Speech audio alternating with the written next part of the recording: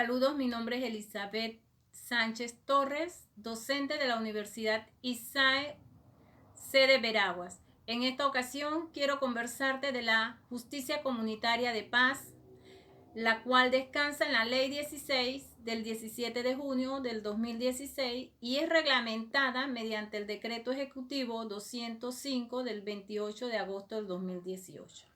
Como antecedente, pues todos conocemos que dentro de las comunidades, anteriormente a esta ley, atendía la figura del corregidor. El corregidor, como primera instancia dentro de un municipio, atendía los casos administrativos a través de la justicia administrativa de policía. Pues hoy en día, el juez de paz atiende en la Casa de Justicia de Paz, y esta es una justicia especial y atiende los conflictos comunitarios dentro de la comunidad. Pero dentro de esta ley 16 hay otras disposiciones, y esta disposición es que el juez de paz puede dirimir los conflictos a los centros de mediación comunitario. Incluso la Casa de Justicia de Paz debe contemplar un mediador comunitario. Si al dirimir los conflictos a mediación, las partes voluntariamente deben ir, y si no han podido de manera de mediación lograr que estos conflictos lleguen y bajen esa escalada, entonces regresa hacia el juez de paz el expediente, y el expediente, una vez lo tiene el juez de paz, tiene que usar la herramienta de la conciliación, tratar de que los conflictos entre las comunidades sean las partes las que tengan la manera de buscar solucionar los conflictos para evitar que lleguen las cosas a mayores. Pues anteriormente la figura del corregidor era diferente. El corregidor, la comunidad lo veía como una persona prácticamente inquisitiva, dilatoria en los procesos, y ellos tenían un fundamento legal que era el libro tercero del Código Administrativo, código que ha cambiado derogando algunos artículos y desapareciendo totalmente la figura del corregidor. Ahora, ¿cómo se hace un juez de paz? Pues la ley contempla 16, que es la Procuraduría de la Administración, la que prepara a todos los interesados que cumplan con el artículo 15 de la ley 16 para participar en poder capacitarse. Pero no queda ahí, porque cada vez que se necesita un juez de paz, es el alcalde que tiene que llamar a convocatoria, y una vez que tenga ya la convocatoria, pasa a la Comisión Técnica Distrital, quien hace su evaluación ética y también tiene que dar una ponderación y remitir toda la documentación con esa ponderación al alcalde. Cuando llega donde el alcalde tiene que tomar una terna y presentarla ante el Consejo Municipal, y en el Consejo Municipal, por la mayoría de votos, se escoge el juez de paz. Entonces tenemos a un juez de paz dentro de una Casa de Justicia de Paz con las atribuciones civiles, con las atribuciones que las cuantías antes eran con el corregidor 250, ahora llegan hasta 1000, y sobre todo poniendo a disposición a la comunidad esa justicia especial de paz, donde las personas de la comunidad usen las herramientas de resolución de conflictos, llámese mediación, conciliación, círculo de paz. Pero ¿qué pasa? Que cuando las personas no quieren mediar ni conciliar, el juez de paz tiene que pronunciarse con una resolución o un fallo, de la cual las partes que no están de acuerdo pueden aplicar los recursos que la ley lo permite. En este caso, ¿qué pasa con la ley si la persona apela? Pues anteriormente el corregidor, cuando resolvía, la persona apelaba, era el alcalde de la segunda instancia y posteriormente hasta el recurso de revisión a la gobernación. Pues en la justicia comunitaria de paz, cuando se apela hacia una resolución, entonces tiene que ir ese expediente con su debido trámite hacia la Comisión de Ejecución y Apelación. ¿Y quiénes son los de la Comisión de Ejecución y Apelación? Pues 3 jueces de paz colindantes de esa casa y que ese juez de paz que resolvió no sea parte de esa comisión. Entonces la comisión de ejecución resuelve, devuelve el expediente y una vez que lo devuelve, si pasa un mes y la persona no resuelve, tiene que enviarlo a esa comisión, pero ya no como apelación o sino como ejecución. El juez de paz puede sancionar, puede tomar llamados verbal público, puede tomar como sanción los trabajos comunitarios. Así que lo importante en este tiempo que te quiero enseñar es que el juez de paz ya tiene que ver con los mismos principios y valores que tiene dentro de la ley y en la comunidad.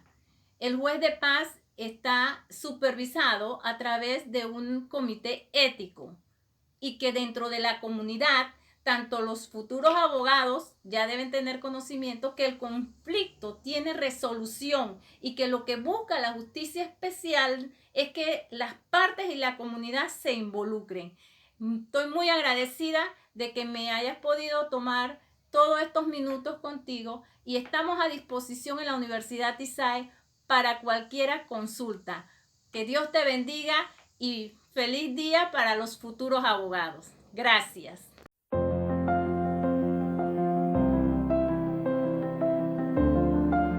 Hola, muy buenos días. Mi nombre es Cindy Carreño y en esta oportunidad les daré una cápsula informativa sobre lo que es el teletrabajo en Panamá. El teletrabajo en Panamá existe de conformidad a la Ley 76 del 2020. Esta ley llega en un momento preciso, toda vez que a raíz de la pandemia que se está viviendo a nivel mundial, ha sido bastante útil poder adecuar las relaciones laborales en una modalidad de teletrabajo en Panamá, cuestiones que hasta hace un par de meses no estaban contempladas en nuestra normativa legal vigente. Para entender un poco de lo que es el teletrabajo, tenemos que decir que esta es una relación que se da es una relación laboral que se da entre un trabajador y un empleador, solamente con la característica distinta de que el trabajador puede realizar parcialmente o totalmente funciones desde su residencia o un lugar distinto al lugar de trabajo. El teletrabajo puede ser de dos formas: un teletrabajo que inicia siendo teletrabajo, donde se hace un contrato igual con todas las características y condiciones iguales a que un contrato de trabajo normal, donde se establece cuáles son las funciones que va a realizar este teletrabajador desde su casa. O la segunda opción es la modalidad de teletrabajo que se está adoptando por la crisis de la pandemia que se está viviendo, donde algunas empresas han tenido que adecuar los trabajos de sus trabajadores para que estos lo realicen desde sus residencias. En este caso, lo que se hace es que se hace una adenda al contrato de trabajo, donde se indica pues que el trabajador, mientras dure la crisis, va a realizar trabajos desde su residencia. Para esto, tanto el contrato original como la adenda que se realiza al contrato de trabajo debe ser aceptada tanto por el trabajador como por el empleador y debe contar con el refrendo del Ministerio de Trabajo. Es importante señalar que el teletrabajo puede ser total o parcial. Es total cuando realizan todas las actividades dentro de una jornada completa, y es parcial cuando se realiza pues de repente por medio tiempo o por un horario menor al horario habitual de 8 horas de trabajo. El teletrabajo tiene una modalidad de carácter reversible, es decir, que una vez las condiciones se adecúen para que el trabajador esté dentro de lo que es la oficina o la estructura física donde su empleador realiza las actividades, este debe regresar a esa modalidad y ya no se consideraría entonces un teletrabajador. Pero debemos tener presente también de que para el teletrabajador se reúnen todos los requisitos y las características que se cumplen con un trabajador regular. Debe trabajar en una cantidad de horas limitadas, 8 si es la jornada completa. Debe tener derecho a su hora para ingerir sus alimentos. También si trabaja alguna hora extra, debería pagársele de conformidad a las horas extras que se pagan igual en una jornada regular u ordinaria de trabajo. Esto también puede decirse pues que esta ley establece que el teletrabajador tiene todos los derechos y las obligaciones que se encuentran contenidas en el Código de Trabajo para una relación de trabajo de carácter normal. Cuando decimos de carácter normal no queremos decir que la condición de teletrabajador es una condición anormal, sino más bien es una condición distinta a las relaciones que se realizan cuando el trabajador se encuentra físicamente en una estructura que se denomine oficina o que es pues donde su empleador realice las actividades de trabajo. Surgen muchas preguntas a raíz de lo que es el teletrabajo. Lo que sí debemos entender es que pues no todas las tareas pueden considerarse a través de una modalidad de teletrabajo. Hay tareas que por su propia naturaleza no pueden realizarse de esa forma.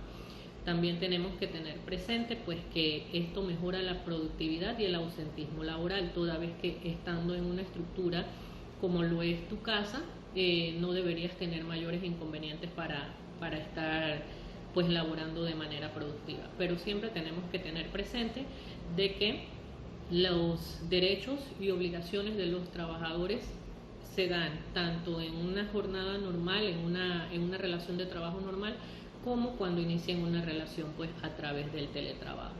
Esta es una modalidad pues que, como ya les decía, ha sido nueva, bastante útil en estos momentos que se están viviendo, y pues contamos ya en Panamá con una nueva ley de teletrabajo, la cual ha sido de beneficio para muchos trabajadores que en estos momentos de pandemia pues no podían presentarse a sus oficinas y han contado con la oportunidad de poder seguir trabajando y devengando un salario para suplir sus necesidades básicas.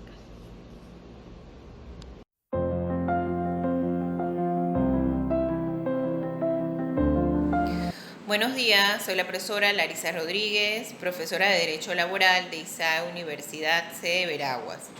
En el día de hoy voy a compartir con ustedes una breve cápsula jurídica sobre un tema de actualidad. Vamos a hablar un poquito sobre la suspensión de los efectos del contrato producto de la pandemia COVID-19. ¿Qué implica la suspensión de los efectos del contrato? Pues implica que el trabajador, mientras exista una suspensión de los efectos del contrato, no está obligado a prestar los servicios convenidos en el contrato de trabajo, pero el empleador tampoco tiene la obligación de pagar salarios durante el tiempo que el contrato se encuentra suspendido. El artículo 199 del Código de Trabajo panameño establece cuáles son las causas específicas que permiten la suspensión de los efectos del contrato. Dentro de este artículo encontramos el numeral 8 que señala que también podrán ser considerados como causas de suspensión aquellos casos fortuitos o de fuerza mayor, ¿verdad?, que impidan que se siga dando la prestación de servicio. La pandemia del COVID-19, pues todos sabemos que ha provocado, ¿verdad?, la paralización de labores en la gran mayoría de las empresas de nuestro país. A raíz de esto fue necesario que se dictara el decreto ejecutivo número 81 del 20 de marzo del 2020. Este decreto ejecutivo permitió que la pandemia del COVID-19 fuera considerada como un caso fortuito de fuerza mayor que daba lugar a la suspensión de los efectos del contrato dentro de las empresas donde había un grado de afectación.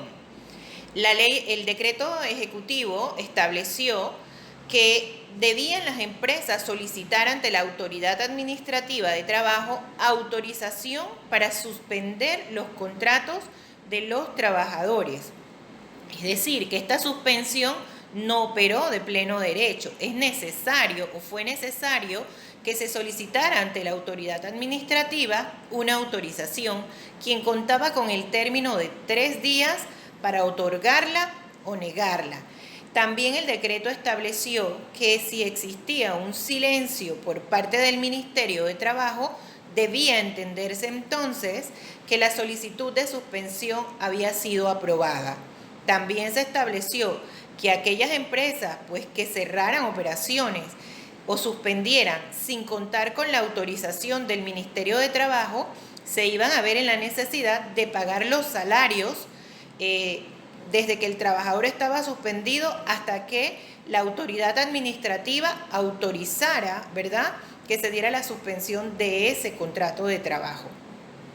En principio se estableció que la suspensión podía darse por un mes, prorrogable hasta que durara la pandemia. Todos sabemos que esto se ha extendido mucho más allá de lo que esperábamos, ¿verdad? Y fue necesario entonces que en nuestro país ya exista una ley que está encaminada directamente a estas empresas que se vieron en la necesidad de suspender los contratos. Es la ley 157 del 3 de agosto del 2020. Esta ley permite el reintegro gradual de los trabajadores a sus centros de trabajo, dependiendo de las necesidades de la empresa, ¿verdad? Así se van a ir reintegrando los trabajadores. Este reintegro gradual establece la propia ley que no puede ser utilizado como un mecanismo de discriminación en contra de ningún trabajador por razones de sexo, raza, afiliación sindical, sino que debe obedecer necesariamente a la necesidad que existe dentro de la empresa. También establece la ley, pues, un límite, ¿verdad?, para esta suspensión, y ya le pone una fecha a las suspensiones. Les pone que deberán darse hasta el 31 de diciembre del 2020.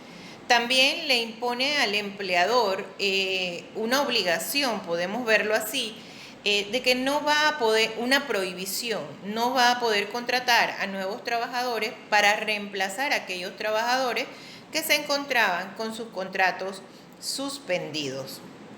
También se estableció en la ley que las mujeres que estuvieran gozando, ¿verdad?, de su fuero de maternidad, no iba a ser considerado este tiempo de suspensión como parte de ese fuero, y el mismo se iba a ir a reiniciar, o el mismo tiempo se iba a reiniciar una vez estas trabajadoras iniciaran nuevamente a laborar. Ese sería nuestro aporte. Gracias.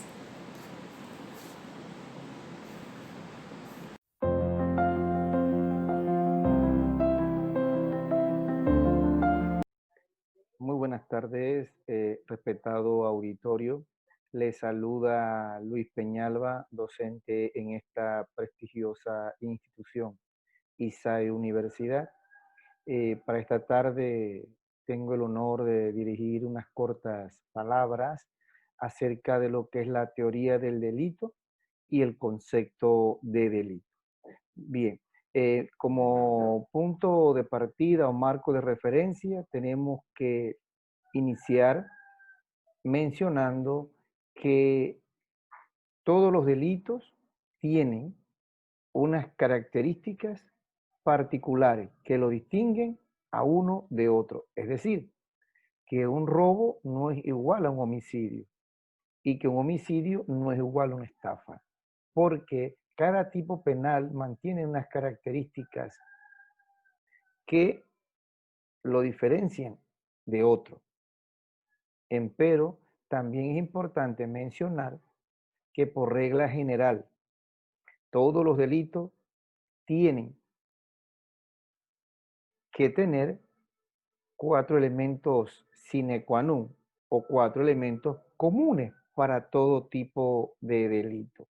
Bueno, cuando la ciencia metodológica entra a estudiar los 4 elementos genéricos de cualquier tipo penal, estamos hablando o tratando de decir que esta es la parte del derecho penal general, cuyo objetivo es analizar que converjan en un hecho o frente a un hecho dichos elementos y que se definen como una acción típica, antijurídica y culpable. En cambio, cuando nosotros hablamos de lo que es la teoría del delito como un conjunto de pasos metodológicos que nos ayudan a identificar cada elemento que distingue a un delito de otro. Es decir, es ese conjunto de procedimientos que se hacen abstractos para poder discernir si cuando estamos frente a un hecho, en ese mismo hecho concurran los elementos constitutivos de un delito y que al final dicho análisis me va a llevar a mí a distinguir un delito de otro. Esta parte que menciono es la que estudia el derecho penal especial. Ahora bien, ¿por qué es importante estructurar una teoría del delito? ¿O por qué es importante hablar de teoría del delito? Aprender a utilizar la teoría del delito. Porque como quiera que el quehacer humano y sobre todo en la profesión de un abogado se hace ciencia, esto es ciencia. Entonces, siendo ciencia el derecho, pues también tendríamos que aplicar métodos o pasos metodológicos que me ayuden a mí a identificar si estoy o no estoy ante una conducta que puede ser considerada delito o no puede ser considerada delito. Pero tomando en cuenta los siguientes elementos. Por ejemplo, marco conceptual, el objeto jurídico, que es donde recae o reposa el daño, el verbo tipo o verbo rector, que es el que determina la acción, para poder entonces determinar si en ese hecho concurren los elementos de un tipo penal y que consecuentemente a quien ha infringido la norma, pues se le sancione o se haga acreedor a una sanción penal o a una pena. Pero también debemos de recordar que por el simple hecho de que una persona cometa una conducta típica antijurídica y culpable, al final no se hace acreedor de una sanción penal. ¿Por qué? Porque aquí es donde empezamos a aplicar teoría del delito, a analizar cada elemento constitutivo del tipo penal. Y lo decimos de esta manera porque recordando, pues, que estamos frente a una conducta típica antijurídica y culpable, tal cual pues lo recoge nuestro Código Penal, siguiendo la doctrina internacional. Entonces, pero ¿qué sucede? Que dentro de la conducta tenemos que recordar que la conducta, primero, es una conducta humana y que lleva un fin o un objetivo finalísimo, ¿sí? Porque hoy día la corriente doctrinaria en materia penal nos dice a nosotros que nuestro código penal, nuestro ordenamiento jurídico en materia penal es finalísimo, ¿sí? Es decir, dejamos atrás el causalismo y adoptamos el finalismo. Entonces, esa conducta tiene que ir encaminada hacia eso y que puede cometerse por acción o omisión o por comisión u omisión. Pero dentro de lo que es la conducta también tenemos que saber o recordar que existen, como digo yo, pues en mis clases, un permiso, que la conducta nos da un permiso también, que es el estado de inconsciencia, el movimiento reflejo y fuerza irresistible. Si alguno de estos eximentes o permisos empiezan a operar, pues saldría sobrando el seguir analizando algún hecho que quisiéramos subsumirlo en algún tipo penal, porque carecería de un elemento. Y si no concurren los elementos ya mencionados, pues evidentemente no vamos a tener un delito. Y analizando brevemente estos elementos constitutivos del delito, llegamos entonces a la tipicidad, es decir, que la conducta tiene que ser típica, porque si no es típica, pues entonces estaríamos, dicho en un lenguaje coloquial, ante una conducta típica y no pudiésemos, por el principio de legalidad, castigar una conducta que previo, ojo, previo a que se despliegue esta conducta, no sea tipificado o no aparezca como delito en nuestro ordenamiento jurídico, sobre todo en la materia penal, que es la materia de estudio. Y esto, o este principio conocido en la doctrina como el nullum crimen, nula pena sine ley, es decir, no hay pena sin delito y delito sin pena, pues lo recoge nuestra Carta Magna en el artículo 31, que conocemos nosotros como el principio de legalidad. Para que una conducta sea sancionada o sea castigada o se tenga por delito, debe estar tipificada previamente. Luego damos paso a lo que es la antijuricidad. La antijuricidad conocida de una forma sencilla como aquella conducta típica que es contraria a la norma. Pero también es importante aquí indicar que la antijuridad no pertenece única y exclusivamente al derecho penal, sino pues que también aparece en las otras esferas del derecho o otras materias que pueda regular el derecho independientemente cuál sea el campo de estudio, porque se concluye en decir que cuando lo que realizas es contrario a la norma, es antijurídico, ¿ya? Pero bien, aún así, cuando opere la conducta típica antijurídica, también tenemos que recordar que dentro de lo que es la antijuricidad, pues aparecen algunos permisos, algunos eximentes de esa antijuricidad, como sería, por ejemplo, la legítima defensa, estado de necesidad justificante, el cumplimiento de un deber.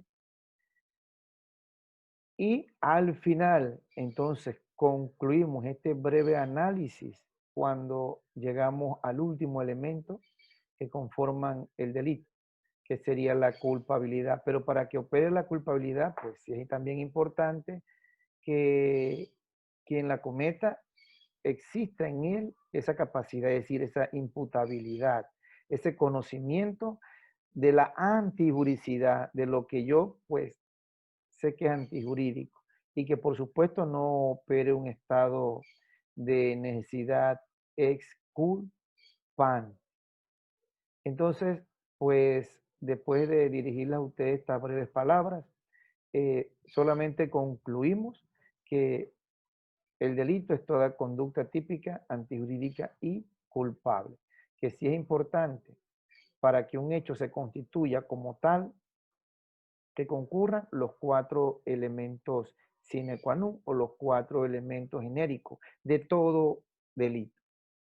Empero, que a través de la teoría del delito como esa herramienta metodológica que me debe llevar a mí a hacer un examen en abstracto para poder identificar cuando estamos ante un delito de otro y que para que se le indilgue la responsabilidad a quien presuntamente haya cometido ese ilícito, pues deben converger en él o debe realizar la conducta descrita en el tipo penal y que no opere ningún tipo de eximente o de permiso.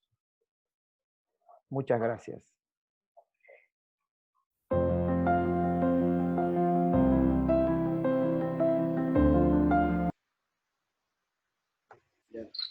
Muy buenos días, estudiantes de la Universidad ISAE, profesores de la Universidad ISAE.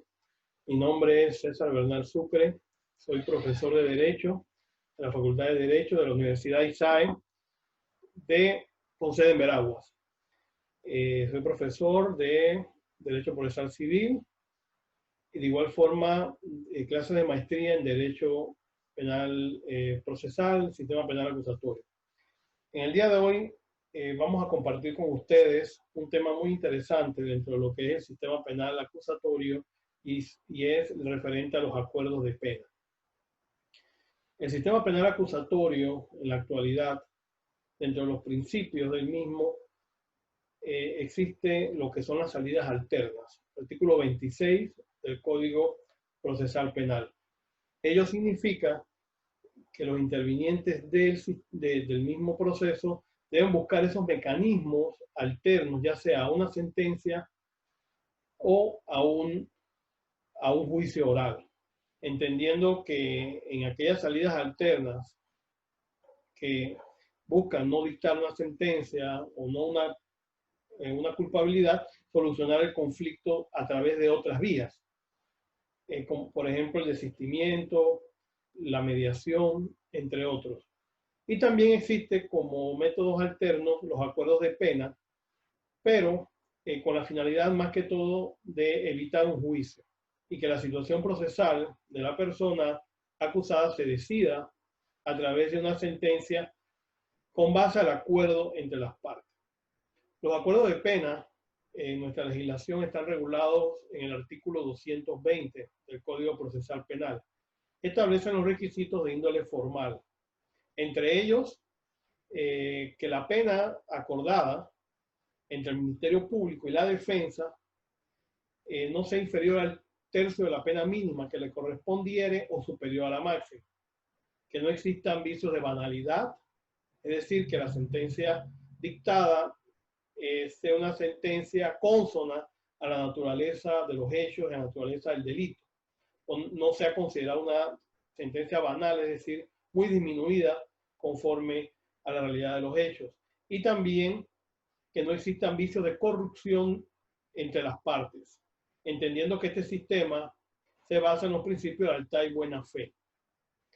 De igual manera, debe existir la aceptación de los hechos por parte de la persona imputada y posteriormente acusada, y que la víctima sea también de igual manera tenga conocimiento del acuerdo, es decir, sea informada del acuerdo, ya sea la víctima o el querellante, independientemente pues de su posición o de su opinión al acuerdo, ya que no es vinculante su posición. Sin embargo, sí debe ser informada con base pues a los principios de los derechos de la víctima a ser informada. De igual manera, el tribunal debe garantizar de que no se violen esos derechos fundamentales de la persona acusada. Es decir, pues que la pena que se va a imponer en el acuerdo de pena, valga la redundancia, no sea una pena no consona pues con esa realidad, en el sentido de que el acusado está admitiendo los hechos, está renunciando a esa garantía constitucional del estado de inocencia, al igual que está renunciando a su garantía de no autoincriminarse y de guardar silencio. Entonces, de alguna u otra manera, ha señalado la jurisprudencia, la persona que acepta un acuerdo de pena, renunciando incluso también a un juicio, esa persona debe tener un trato beneficioso de alguna u otra forma y que se ve reflejado en la pena a imponer. De igual forma, la víctima en el sistema acusatorio, en cuanto al acuerdo de pena, de alguna u otra manera, se va a ver beneficiada porque va a obtener un fallo de manera anticipada a un juicio en el cual van a devenir aquellos derechos, garantía en cuanto a la indemnización en un momento dado, ya que de toda acción penal pues surge la acción civil derivada del delito. Eso lo establece el artículo 128 del Código Penal. Entonces, debemos estar claros que los acuerdos de pena no deben ser vistos como un tema de impunidad, ya que existió algunas críticas en cuanto a los acuerdos de pena, ya que lo que se busca básicamente es la economía procesal, evitar un juicio, porque precisamente esas salidas alternas lo que buscan es que se puedan resolver los conflictos sin necesidad de un juicio. Entonces las partes se ponen de acuerdo y de manera anticipada se va a tener una sentencia donde la persona pues ha aceptado los hechos. ¿Cómo es el trámite de los acuerdos de pena? Los acuerdos de pena pueden ser verbales o pueden ser por escrito.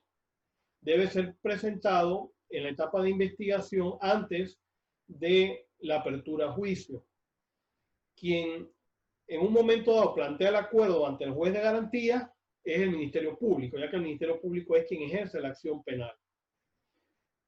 Lo pueden hacer también los acuerdos incluso en la misma audiencia de acusación o la audiencia intermedia, en la fase de la audiencia de posibles salidas alternas.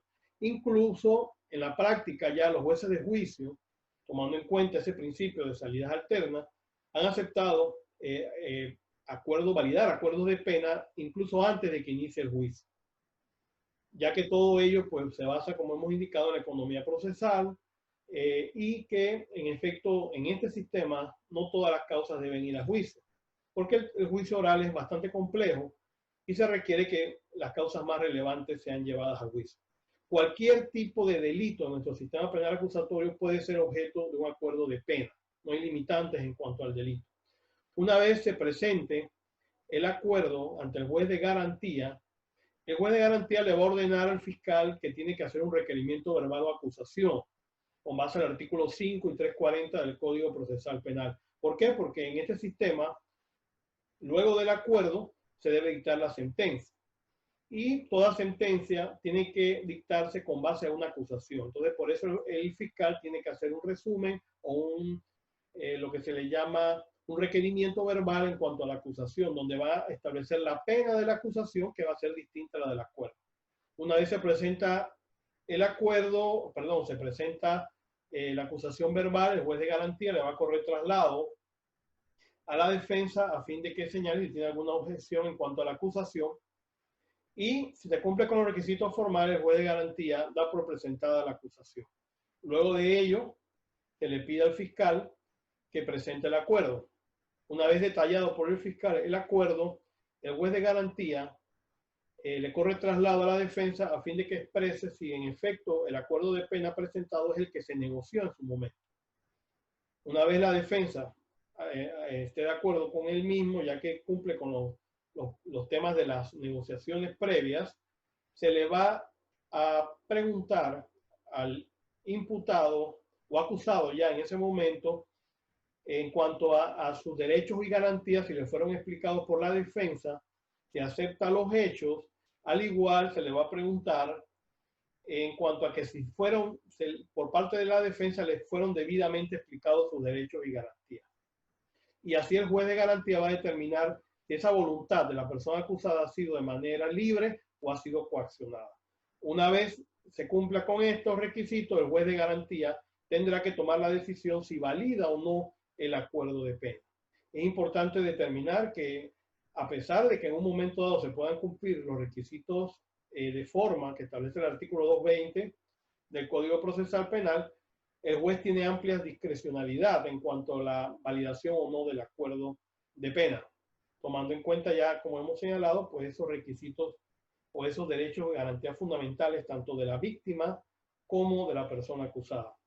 Una vez se verifique esto, el juez de garantía valida el acuerdo de pena y procede inmediatamente a dictar la sentencia respectiva que deviene del acuerdo. Debidamente fundamentada, se le notifica a las partes y las partes pueden presentar en su momento, por economía procesal, algún sustitutivo penal, ya sea algún reemplazo de pena, trabajo comunitario, si la pena lo permite, quedando notificadas las partes en acto de audiencia. Contra esta decisión de acuerdo de pena, solo quedaría un recurso de anulación en su momento, si se considera que se han vulnerado los derechos y garantías de la persona acusada, pero como es un acuerdo entre ambas partes, entonces ya quedaría prácticamente con la validación, se haría efectivo el acuerdo. También se han presentado algunos amparos de garantías constitucionales cuando se considera que se han vulnerado derechos tanto de la víctima como el imputado. Con esto pues terminamos básicamente lo que es el trámite de los acuerdos de pena. Y muchas gracias por su atención. Saludos.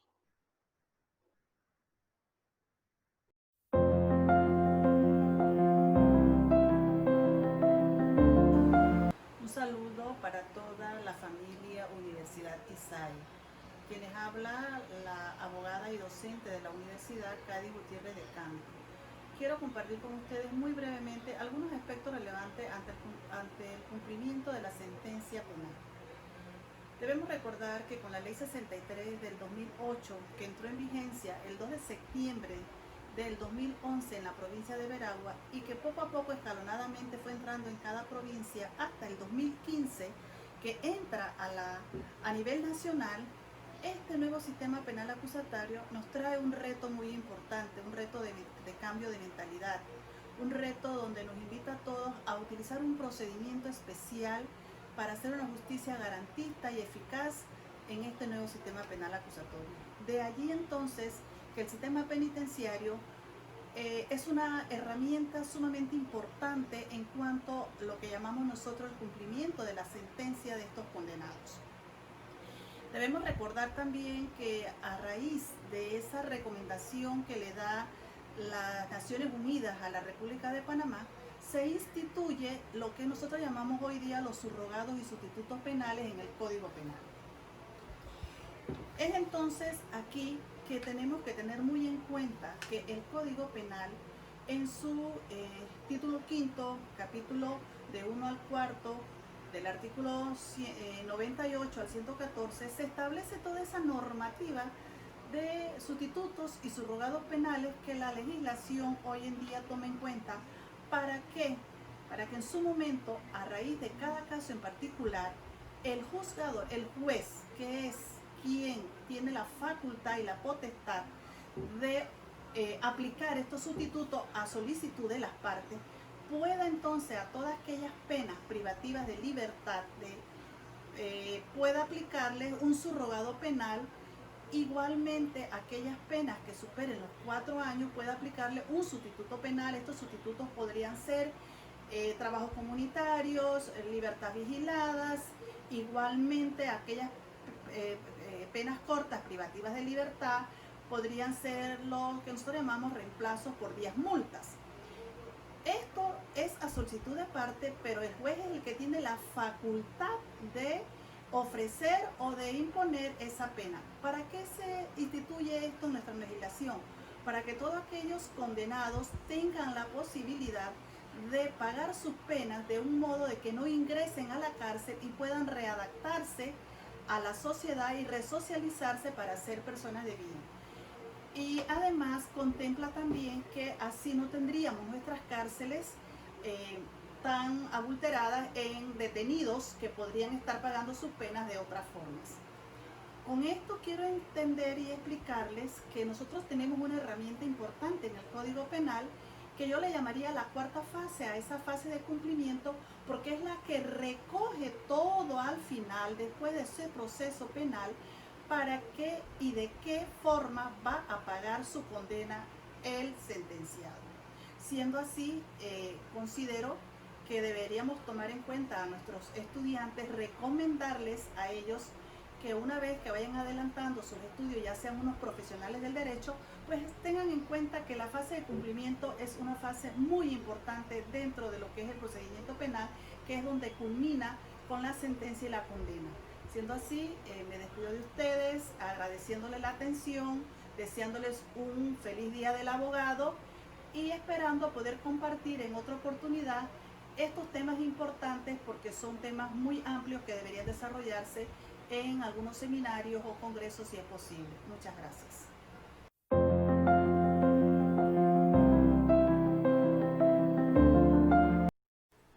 Hola, ¿qué tal? Mi nombre es Eduardo Jesús Chanis Torres, soy abogado, docente universitario en ISAE Universidad, sede de Santiago.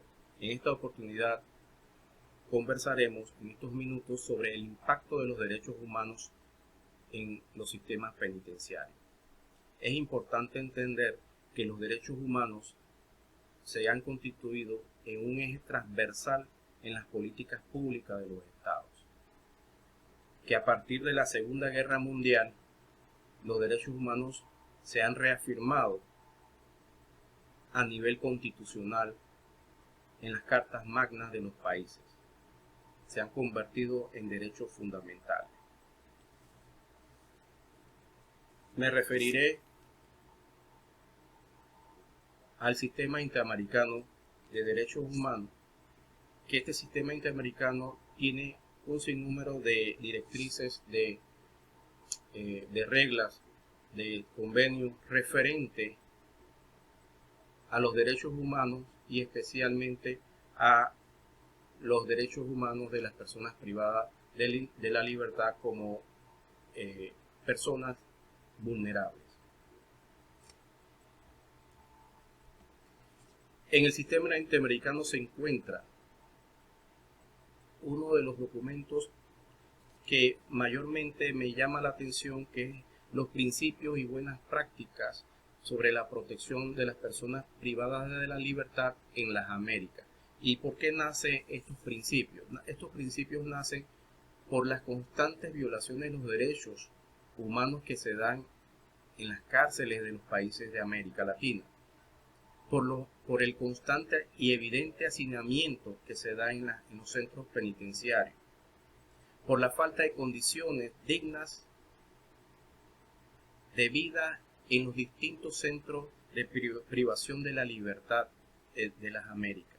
Y en ese sentido, y cumpliendo con ese mandato, principio internacional sobre la dignidad, el respeto a la dignidad humana, se crea estas reglas, estos principios y buenas prácticas para la protección de las personas privadas de la libertad.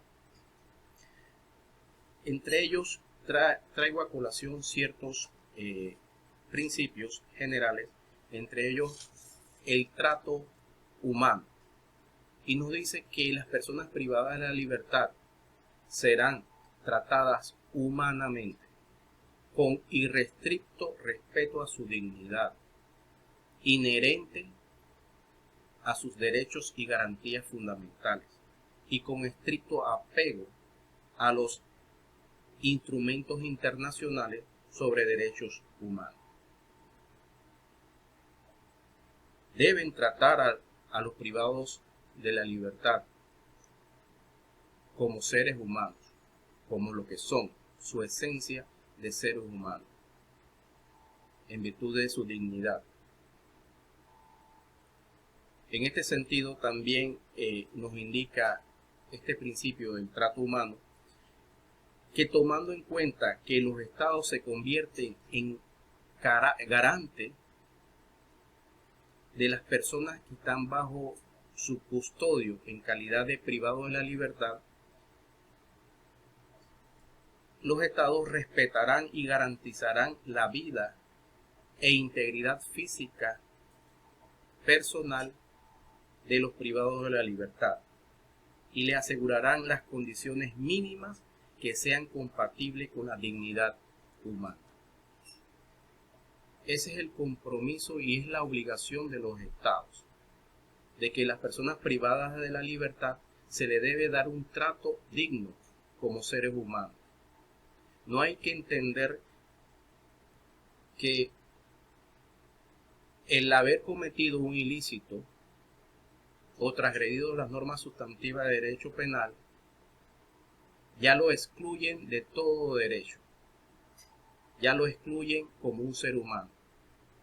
Y estos principios y estas buenas prácticas en el sistema interamericano nos indican ese compromiso de los estados de tratar a los privados de la libertad como seres humanos y lo convierte en garante de la vida y de la integridad personal de estas personas. Entonces, todos los privados de la libertad que se encuentran recluidos en un centro penitenciario tienen como garante de su vida y su integridad personal el Estado. Es decir, el Estado debe responder sobre la vida y la integridad de estas personas.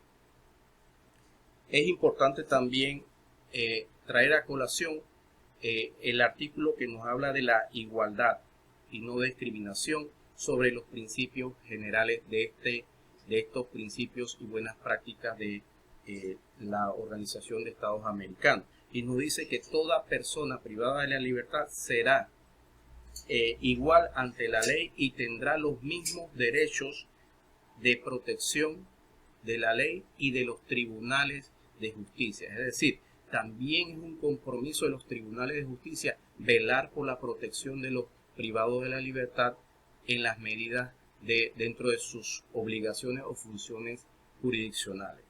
Igualmente tenemos que tener en cuenta que los derechos, que los privados de libertades tienen los mismos derechos de todas las personas, a excepción de aquellos cuyo ejercicio esté limitado o restringido temporalmente por disposición de la ley y por razones inherentes a su condición de personas privadas por libertad. Es decir, los privados de la libertad mantienen todos los derechos y libertades y garantías, a excepción de los derechos restringidos o limitados por la sentencia penal o la condena o por lo que establezca la ley y también por el reglamento interno del centro penitenciario en donde se encuentre. Es decir, solamente están restringidos esos derechos. Los demás derechos a la vida, a la integridad, a un trato digno, a la salud, al acceso al agua potable, al acceso a la seguridad, a la protección, son derechos que los privados de libertad mantienen a pesar de su condición de privado de la libertad. Y eso lo debemos entender. es importante también hablarles sobre la salud, y que nos dice que la salud no solamente se restringe a un tratamiento o una atención médica.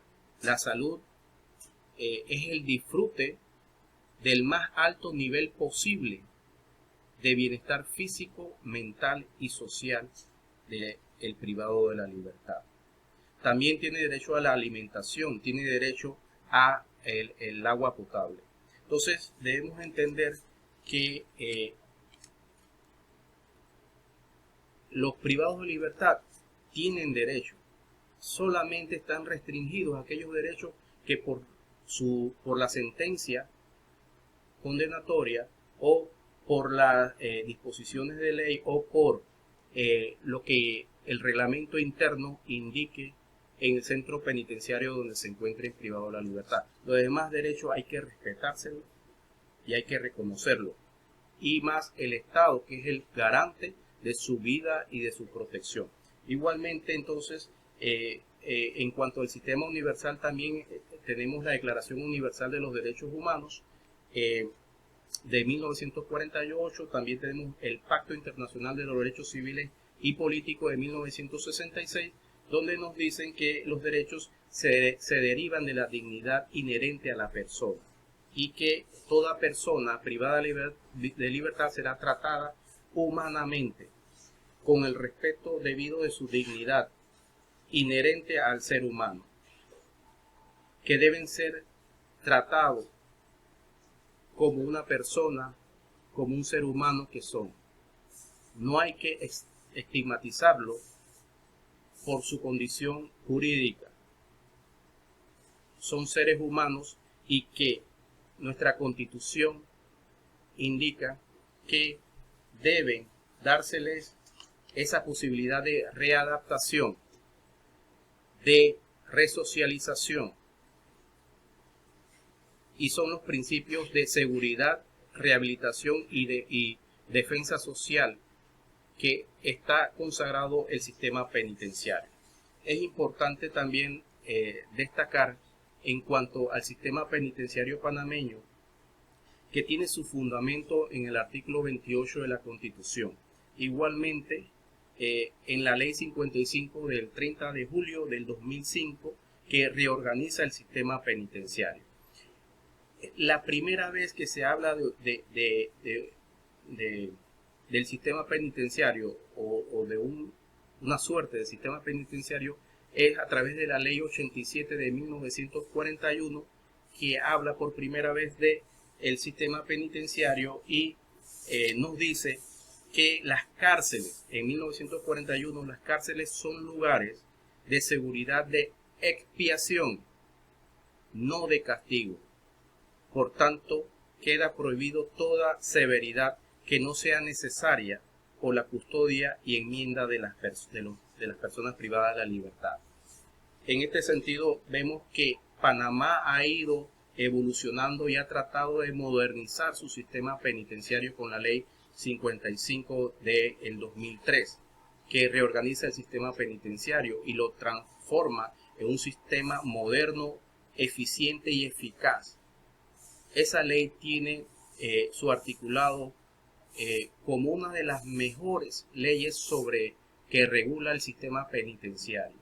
Panamá está a la vanguardia en cuanto a las disposiciones legales sobre el sistema penitenciario, sobre el trato a los privados de la libertad, sobre el respeto a los privados de la libertad, sobre las condiciones de estructura de los privados de la libertad, sobre la forma de separación del régimen interno de los privados de la libertad. Todo eso la Ley 55 del 2003 lo establece de una manera espectacular, de una manera muy eficiente y eficaz. Sin embargo, no es hasta el 2016 donde empieza a establecerse lo que es la carrera penitenciaria con la Ley 42. Entonces, vemos que desde el 2003 al 2016 es que empieza la carrera del sistema del de la carrera penitenciaria para formar a custodios con conciencia humana en el trato y seguridad de los privados de la libertad. Tenemos que entonces Panamá tiene un material legal, disposiciones legales excelentes que cumplen con los estándares mínimos de las normas internacionales desde el 2003. Sin embargo, vemos que la realidad es otra. Los hechos de las masacres que se dan en los centros penitenciarios, en La Joya, en La Joyita, en La Mega Joya. Estamos hablando que existen hacinamientos en todas las cárceles del país. Existe una superpoblación, sobrepoblación de los privados de la libertad. Entonces, no estamos cumpliendo con lo que dicen nuestras normativas internas, ni mucho menos internacionales, sobre la protección de los derechos humanos de los privados de la libertad. Debemos reflexionar y debemos saber que las cárceles no son esencialmente para un castigo. Las cárceles son un medio para la readaptación y la resocialización del privado de la libertad. Pero si no invertimos en la resocialización, como dice nuestra Constitución, entonces estamos incumpliendo con lo que establece nuestras normativas internas e internacionales sobre la protección de los derechos de las personas privadas de la libertad. Muchas gracias.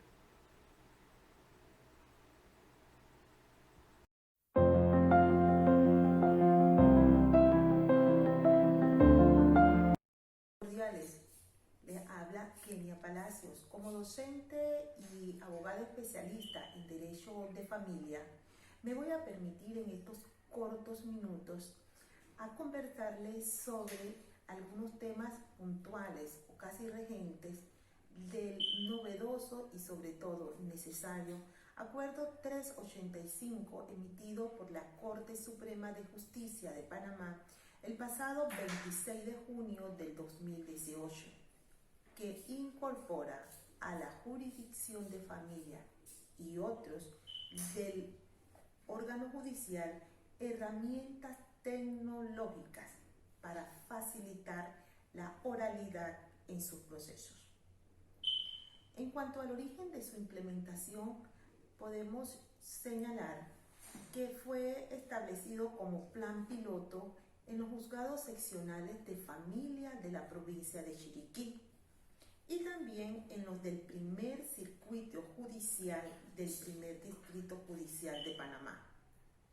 Esta implementación y casi ejecución podemos identificarla que se encuentra fundamentados en el artículo 746 y el artículo 762 del Código de Familia de Panamá, que permite aplicar a los procesos de familia normas procesales contenidas en el Código Procesal Penal, específicamente en los actos de audiencia. Bien, las similitudes entre principios y efectos que la oralidad persigue en los procedimientos de familia y en los penales permitió rescatar del Código Procesal Penal dos figuras susceptibles de ser integradas en los procesos de familia. Uno, el de alegatos; dos, el del examen de testigo. En el momento del interrogatorio y contrainterrogatorio. La inclusión de alegatos como garantía judicial en los procesos de familia se encuentran respaldados en lo contenido del artículo 8 de la Convención Americana de Garantías Judiciales, y en nuestro país se ajusta en lo establecido en el artículo 371 del Código Procesal Penal. En cuanto al examen de los testigos, se consideró la inclusión de artículos del Código Procesal Penal. El 397, que establece las reglas del testimonio. El artículo 398 hace referencia al interrogatorio y el artículo 399 al contrainterrogatorio. Otro aspecto a destacar en este acuerdo es la práctica de diligencias. Se darán de manera oral, pero también de manera escrita. Hay que identificar aquí que tiene el juez la potestad de distinguir cuál de las dos escoger para garantizar, ¿verdad?, lo que se conoce como el acceso a la justicia, que también hay que identificar que es el origen de este acuerdo, pues da respuesta a los objetivos del milenio.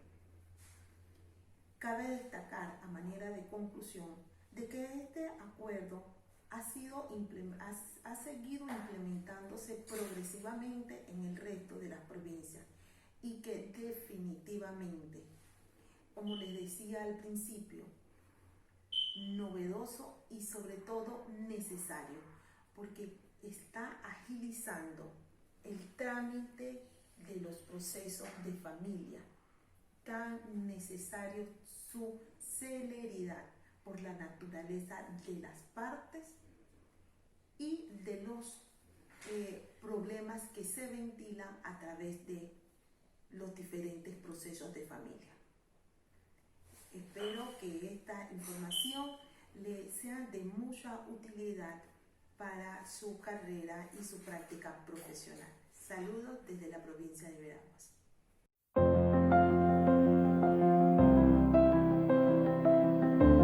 La injusticia en cualquier lugar es una amenaza para la justicia en todas sus partes.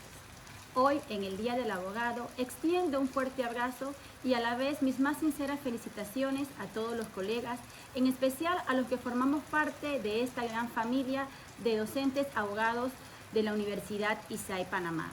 Soy la profesora Fernanda Ivonne Canto Gutiérrez, abogada de profesión desde el año 2006 y desde el 2016 imparto cursos en Universidad ISAE, región o provincia de Veraguas.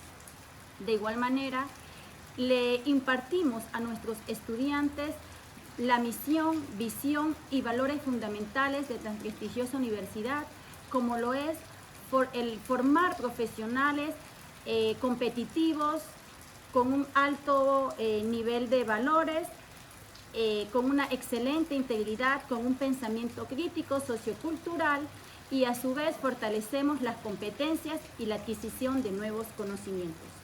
Todo esto en base a la responsabilidad, honestidad, integridad, profesionalismo ético, trabajo en equipo y sobre todo ese compromiso hacia la universidad y hacia nuestros estudiantes. En este sentido, hoy compartiré un tema de gran importancia para el derecho procesal, como lo es la jurisdicción contenciosa administrativa en el derecho panameño en sus más de 75 años de estar vigente en nuestra legislación. El doctor José Dolores Moscotes es reconocido como el padre de la jurisdicción contenciosa administrativa en Panamá. Y es porque desde la Constitución de 1941 hizo grandes aportes. En este sentido, dio a conocer lo que hoy comprendemos como el control de legalidad, con la finalidad de poder legalizar y mantener la legalidad y la ilegalidad de los actos. Gracias al doctor José Dolores Moscotes, hoy día Panamá cuenta con una ley de jurisdicción contenciosa administrativa que data desde 1935, que es la ley 135 del 30 de abril de 1943. Es importante señalar que gracias a él hoy día se le conoce como el creador de esta ley que regula la Ley Orgánica de la Jurisdicción Contenciosa Administrativa, modificada años después a la Ley 133 de 1946. Panamá también constitucionalmente reconoce la jurisdicción contenciosa administrativa establecida en la Constitución en el artículo 206, numeral 2, que hace un énfasis muy importante de esta materia, las cuales me permite leérselas con mucha propiedad. Artículo 206 de la Constitución, numeral 2, en la parte final señala lo siguiente: podrán acogerse a la jurisdicción contenciosa administrativa las personas afectadas por el acto, resolución, orden o disposición que se trate en ejercicio de la acción pública, cualquiera persona natural o jurídica domiciliada en el país. En nuestra base legal también contamos con la Ley 38 del 31 de julio del 2000, que regula por una parte el Estatuto Orgánico de la Procuraduría de la Administración y por otra parte el proceso del derecho administrativo en general, y no podemos olvidar nuestro Código Judicial en el artículo 97, que regula todos los procesos que se le atribuye a la Sala Tercera de lo Contencioso Administrativo en Panamá. Dentro de esto es importante señalar que Panamá cuenta con 5 recursos contenciosos administrativos: el proceso contencioso administrativo de nulidad, el proceso contencioso administrativo de plena jurisdicción, el proceso contencioso administrativo de validez, el proceso contencioso administrativo de interpretación y el proceso contencioso administrativo de protección de los derechos humanos. Cuando hablamos de los procesos contenciosos administrativos de nulidad, estos van dirigidos a el acto general, es decir, que se excluye a las personas para poder proceder en este tipo de actos. Y este tipo de acciones van encaminadas ¿a qué? A restablecer el orden jurídico legal, y lo pueden establecer en cualquier tiempo. Cuando hablamos de los procesos contenciosos de plena jurisdicción, la finalidad de estos procesos o demandas sí van directamente, ¿verdad?, a la impugnación de actos administrativos individualmente, porque se considera que se está violando la ley o cualquier norma legal sobre los actos, y esto a su vez lesiona un derecho subjetivo del individuo. En este sentido, este tipo de demandas lo que busca, por un lado, es la anulación del acto administrativo y por el otro lado, la resarcición de ese daño, condenando de esta manera a la administración pública para que dé la reparación de este daño. Los procesos contenciosos de interpretación, es importante señalar que estos procesos, la ley le da la facultad a los operadores administrativos o de justicia, ¿verdad?, para que puedan consultar ante la Sala Tercera de lo Contencioso Administrativo en caso de que consideren que el acto administrativo sea ambiguo, dudoso, confuso, y antes de aplicarlo o ejecutarlo, ellos realicen esta consulta a la Sala Tercera. Lo contencioso de apreciación de validez, es importante señalar que es una consulta de legalidad y que recae necesariamente sobre el acto administrativo. A su vez, esta consulta debe elevarse a un tribunal competente. En nuestra legislación, ese tribunal competente es la Sala Tercera de lo Contencioso Administrativo, y quienes pueden realizar esa consulta son los administradores de justicia. Y los contenciosos de protección de los derechos humanos, que en este caso es un proceso especial, el cual va dirigido a todas aquellas personas, ¿verdad?, que consideren que se le lesionen los derechos humanos justiciables ante algún acto que ha sido aprobado por la administración pública y que esto promueva o pudiese vulnerar algún derecho. Es importante entonces reflexionar en ciertos aspectos. Primero, que los procesos contenciosos de nulidad es una acción pública y cualquiera persona puede acogerse a ella. Segundo, de que no se requiere agotamiento de la vía administrativa, no opera el silencio administrativo y lo puede presentar cualquier persona natural o jurídica, pero que esté domiciliada en este país, y tiene como finalidad defender el orden legal de la norma. Y los procesos contenciosos de plena jurisdicción, es importante señalar que sí tiene que haber un agotamiento de la vía para poder entonces proceder a lo que hoy se conoce como silencio administrativo. La demanda tiene como la finalidad de la protección de los derechos subjetivos del individuo, y es importante señalar que la demanda de plena jurisdicción sí va a recaer sobre la persona afectada, a diferencia de la nulidad, que lo que se busca, es impugnar el acto administrativo, pero que es de carácter general. Y tanto el proceso contencioso de validez como el proceso contencioso de interpretación, ambos trabajan de manera coadyuvante con el control de legalidad. Es importante señalarles que si quieren saber más sobre la materia contenciosa administrativa en nuestra legislación, podemos utilizar nuestra biblioteca virtual de Universidad ISAE, que posee una gran gama de libros, entre los cuales está el compendio administrativo del magíster Víctor Benavides, el cual también contamos con el de jurisdicción contenciosa administrativa del magistrado Heriberto Araúz, como también utilizar la ley 135 de 1941, la ley 133 de 1946, la ley 38, 31 de julio del 2000, el Código Judicial, importante en su artículo 97, nuestra Constitución, y también ir a la página web de la Corte Suprema de Justicia, Sala Tercera, Contencioso Administrativo. Vamos a encontrar muchos fallos relacionados a la materia, especialmente en los recursos más comunes, como los que son el de plena jurisdicción y el recurso contencioso de nulidad. Los exhorto, queridos estudiantes, a que continúen estudiando y luchando por sus sueños para lograr hacer de esta profesión la mejor. Los quiero mucho y bendiciones.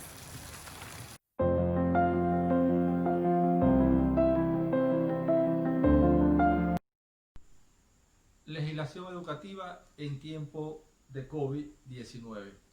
Es muy importante resaltar que nuestro sistema educativo a nivel primario, premedia y media no estaba preparado para esta situación. Sabemos que el coronavirus en sus inicios, según los estudios que se realizaban, era muy peligroso. Por ende, las autoridades educativas, autoridades también a nivel de presidencia, se reúnen y toman la decisión de suspender el año escolar por recomendaciones del Ministerio de Salud. Una vez dicho esto, se enfrenta nuestro sistema educativo a su mayor prueba, que es seguir con la educación como nos los indica en el artículo 91 de la Constitución Política, que todos tenemos derecho a la educación y a la responsabilidad de educarse. Después de 4 meses, el Ministerio de Educación ve la luz en el camino y emite un decreto ejecutivo y emite un resuelto. El decreto ejecutivo 564 del 2 de julio del 2020 se refiere a lo que es año escolar, la educación a distancia, y que va dirigido a tanto a centros oficiales como particulares. Aquí establece lo que son los periodos de clase, cuántas semanas va a tener cada trimestre. Una vez se inicia el periodo de clase, emiten el resuelto 23-24 de 28 de julio del 2020. ¿Por qué sale este resuelto? Este resuelto sale una vez iniciadas las clases y muchos colegios adoptaron la educación a distancia a través de plataformas. Se vieron muchos tipos de conductas no adecuadas para estudiantes en lo que era en la plataforma. Este decreto 2324 norma lo que es la educación a través de las plataformas virtuales. Aquí habla con respecto a lo que es las responsabilidades y obligaciones tanto de los estudiantes como los padres de familia y el docente.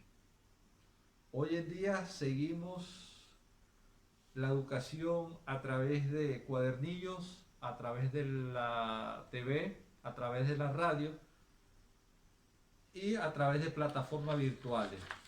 Eso es a consideración del padre de familia según los recursos que tenga a disposición. El Ministerio de Educación acata esta orden, emana lo que es el resuelto y el decreto para ampararse en esferas legales, ya que en este sentido en el Ministerio de Educación no contaba con una legislación que tenía que ver con educación a distancia. Aquí lo que se busca es cuidar al niño, al docente, al padre de familia, a que no esté expuesto al virus, como lo ha recomendado el Ministerio de Salud.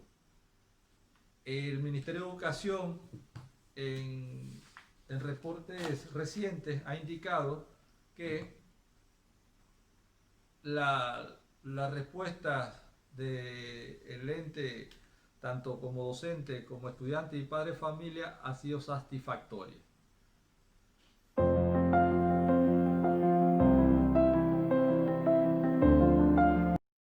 Todos estudiantes y docentes de ISAE Universidad, la profesora Jessica Herrera les saluda en esta oportunidad como parte del plantel docente de ISAE Universidad de Santiago de Veraguas en conmemoración del Día del Abogado, el 9 de agosto, donde se recuerda el natalicio del doctor Justo Arosemena. En esta oportunidad se nos ha solicitado desarrollar en breves palabras un tema que sea de interés nacional. Me he tomado pues la opción de desarrollar el tema de las audiencias virtuales en tiempo de pandemia. Creo que, por así decirlo, es un tema novedoso para nosotros en la práctica, que si bien es cierto, debió desarrollarse previo a la pandemia, sin embargo, ante la necesidad, ante la urgencia de salud mundial que tenemos, nos hemos visto en la obligación de llevarlo adelante ante los entes judiciales. Si bien es cierto, como les decía, es un tema que se ha tenido que desarrollar ahora, nos lleva a cuestionarnos el por qué hasta ahora. Si vemos que es un medio funcional y viable para la administración de justicia, para las partes, y donde se ven implicados y se ve el desarrollo de todos los principios del derecho procesal a través de los cuales se desarrolla el proceso. Entonces debemos reflexionar, si bien es cierto, pudiese aplicarse o seguirse implementando este tipo de audiencias virtuales ante la utilidad que han tenido cuando volvamos, por así decirlo, a la normalidad o toda esta situación cese. Para ello tendría que establecer algunos puntos importantes. El uso de los medios tecnológicos ha venido siendo una tendencia a nivel de la región en los últimos años como una necesidad. Sin embargo, la modernización ha vuelto una obligación el uso de la tecnología, de allí a que en Panamá existan leyes que regulan el uso de documentos digitales y demás, y las plataformas tecnológicas que, por ejemplo, mantiene el órgano judicial. Bien, ahora, viendo la necesidad de la pandemia, en el desarrollo de estas audiencias virtuales se puede ver el despliegue de los principios que rigen el proceso y de los principios que desarrollan las audiencias. Por poner un ejemplo, del sistema penal acusatorio se cumple en estas audiencias virtuales con el principio de inmediación, se cumple con el principio de concentración, pese a que no están las partes juntas en un solo lugar o en una ubicación. Se concentra la celebración de la audiencia con la participación de todos en base a los usos tecnológicos, aunque estén en distintas locaciones. Eso por una parte, y se cumple también con el principio de celeridad que exige la garantía pues, de la justicia y el derecho. Bien, ante esta situación, el rol del juez juega un papel preponderante.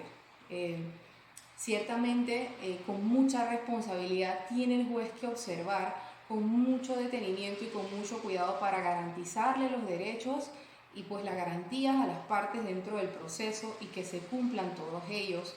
Igualmente el rol de las partes, donde debe primar la lealtad y la probidad de ellas, la transparencia y la buena fe, sobre todo porque ahora entonces nos encontramos en entornos distintos bajo plataformas tecnológicas tratando de desarrollar una audiencia que será contundente dentro de un proceso. Una de las o muchas de las ventajas que mantienen el uso de estas audiencias virtuales en los medios tecnológicos es evidentemente la gratuidad, porque la administración de justicia sigue siendo gratuita pese al uso de la tecnología. No hay necesidad de licencias informáticas para este tipo de usos, sino que se mantiene el uso de las plataformas que tiene el órgano judicial para ello. Evidentemente, cuando los abogados o las partes puedan validarse a través de los medios digitales y pueda la Administración de Justicia dotarle de un link o vínculo donde las partes o abogados puedan entonces accesar en el día y hora señalados para la celebración del acto, garantizando entonces el acceso a la información con las debidas coordinaciones, evidentemente con la oficina judicial, en este caso del sistema penal acusatorio. Incluso se han habilitado áreas contiguas a las salas de audiencia para este tipo de casos que son de interés público, para que los medios de comunicación puedan tener acceso a esta información, cumpliendo entonces con el principio de publicidad. Igual el órgano judicial mantiene en su página web un vínculo para consultas y aplicaciones donde pueden observarse ya hasta los edictos de los procesos. Bien, todo este conjunto de características que en resumidas cuentas estamos conversando en este momento graban vital importancia.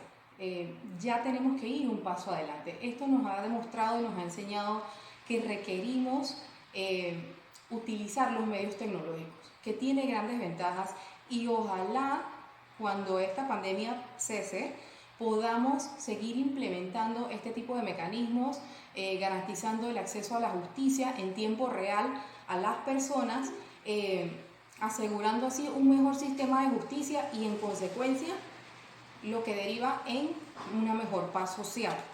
Así que bueno, estudiantes y profesores, yo creo que debemos mantener la inquietud al respecto, debemos procurar adelantarnos un poco más, instruirnos en cuanto a los medios tecnológicos y que formen parte ya de el ejercicio entonces de la abogacía, que ya es parte nuestra. Así que les deseo a todos un feliz día del abogado, a los colegas profesionales del derecho y a los estudiantes como futuros profesionales.